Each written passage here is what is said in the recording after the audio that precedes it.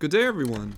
Hope you all are doing well, because today we're resuming our exposition of Eorzea's primary races with the large and hardy Roegadyn. Have you ever stood in the presence of a Roegadyn? It's easy to get a sense of being imposed upon or loomed over if you've gone your entire life without meeting one. After all, their most defining physical characteristic is the naturally large and burly stature. Because of this natural strength advantage, many Roegadyn have used feats of physical power and will to hold contests with one another and members of other races.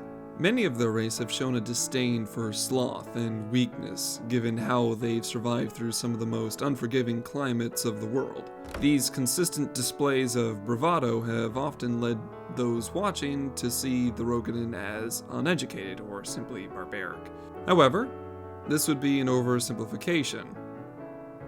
It's because of their size and strength that many Roegadyn feel the compulsive need to look after and protect those they see as smaller and weaker than them. Many Roegadyn follow some code of honor and hold a deep sense of camaraderie for the other races around them.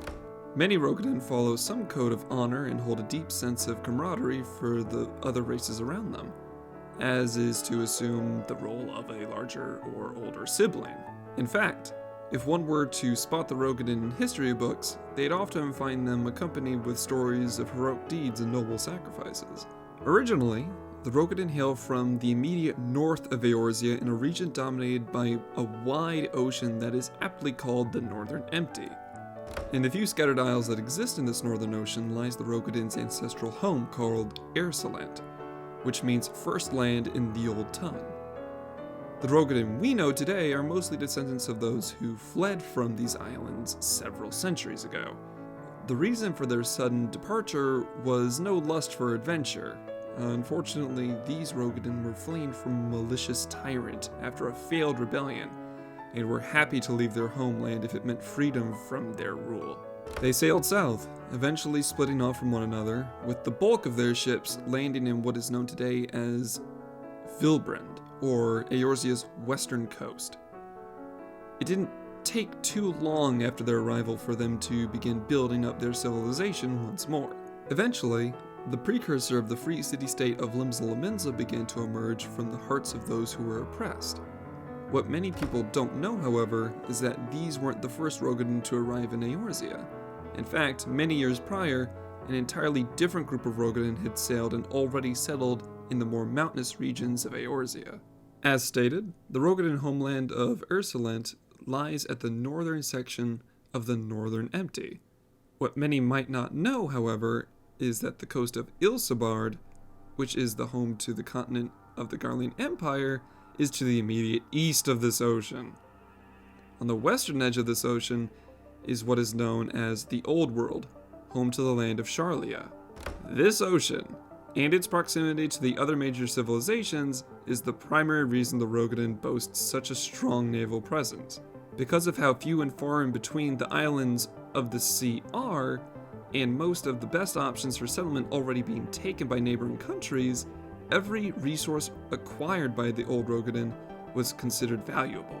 This of course led to a rampant increase of piracy in the Northern Empty, as well as the development of brutal hit-and-run tactics.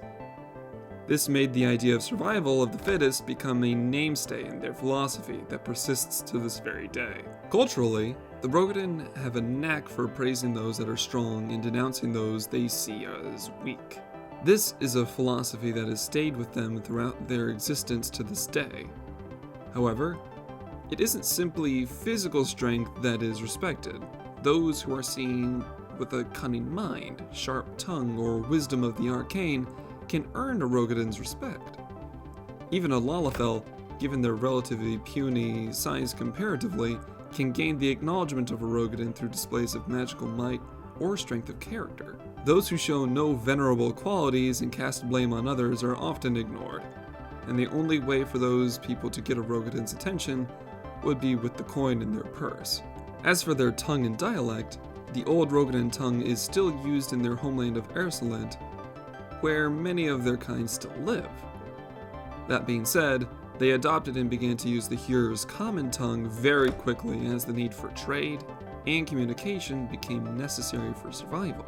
While the Roegadyn as a race are spread wide across 3 of the world's continents, there are only 2 types of Roegadyn living to this day that can lay claim to the title of clan.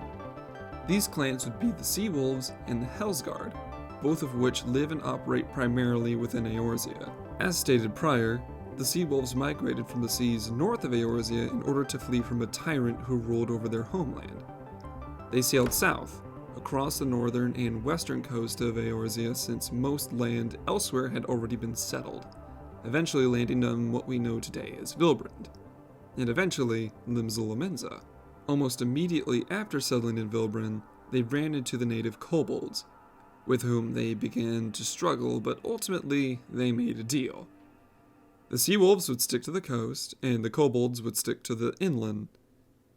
Thusly, the precursor of the city-state known as Limsa began to appear as the maritime nature of the Sea Wolves saw them as successful fishermen, sailors, tradesmen, and eventually pirates. That being said, they've also been known to have a taste for the finer things. For example, Wineport and Aleport were both created for the sake of taste, as many Sea Wolves see themselves as brewers or connoisseurs of finer drinks. As you no doubt have seen, the Sea Wolves boast the stockiest of builds, lending them to performing great feats of strength with little effort. As such, you'll commonly see them as guards, fighters, and mercenaries, making use of heavy weaponry so they might overwhelm their opponents. The easiest way to tell a Sea Wolf from other Roegadyn is the shade of their pigment. Most Sea Wolves have been seen with skin shades of gray, blue, green, and even white, though another method is to look toward their hair. Given how thick a Sea Wolf's hair is, it's seen as ceremonial to some as they braid and fashion it in a form that best represents themselves or their house, as they've been seen to make use of their unique weaving patterns. A Sea Wolf's name will often strike someone as being very exotic or rather complex. Each piece of a Sea Wolf's name holds some form of meaning in their old tongue, even though they don't use it much anymore. Typically, their first name is a verb or adjective, while the second belongs to a noun. It isn't so much as having a first and last name as it is them possessing 2 names that act as a single unique identifier. For example, the name Merlwib Bluhisfin means sea wife, daughter of Bluefish. When sounded out, you can hear the conjunctions Merl, Wib, Blue, His, Win. Every part of the name holds meaning, and I encourage you to ask any Sea Wolf friends you have to explain the meaning behind their own if you don't already know. Moving on to the second clan of Roegadyn, we venture north to Ablathia's Spine, nestled between Dravania and Alamigo. It's unknown exactly when or how the Hellsguard Roegadyn started settling these rough mountains, but they've lived there for ages. The name Hellsguard comes from the fact that they often made their villages amongst the volcanoes of the area, in which, to them, they saw as gates to the underworld. Physically, you'll find the Roegadyn often come in shades of red and brown, lending to their more earthy proximity to these violent volcanoes. That being said, though, these are the only Roegadyn that are known to actively encourage magical talent. Because of their size, most Roegadyn simply rely on their size and overwhelming strength, but the Hellsguard have a ritual known as firewalking, which they practice to unlock and improve their magical talents. Because of this, you'll find that the Hellsguard often produce very powerful mages and hardy warriors who attempt to blend the arts of might and magic, creating mystical marauders and arcane knights. Because of how violent and arid their homes usually were, the Hellsguard never took anything for granted. They ate what food they had and drank what water they found with thanks, as the taste of it mattered very little. Perseverance is the trait all Hellsguard share, taking only what they need to survive and never wasting what is given. This simple way of living is reflected in their naming convention, as their names are based off of the Hearer's common tongue. The men typically have a name rooted to the earth, such as Vast Valley, while the women often have a name connected to the world's flora, such as Blue Orchid. While this gender-based convention is seen to be played with from time to time, the method is always the same, and like the Sea Wolves, Both names work in tandem to act as an identifier, instead of having a first or last name. Rarely, if ever, will you meet a Hellsguard with a surname, as they pride themselves on their individuality. And there you have it. Both of Eorzea's premier clans of Roegadyn. One lives by sea, the other by land. Yet both typically tower over most of the races as their figures cast shadows over friends and enemies alike. Bound by honor, and a love of individuality, you'll find most Roegadyn pleasant and approachable if you've the strength of character to treat them with confidence. So don't be shy around these giants, for you might just find no truer ally amongst them.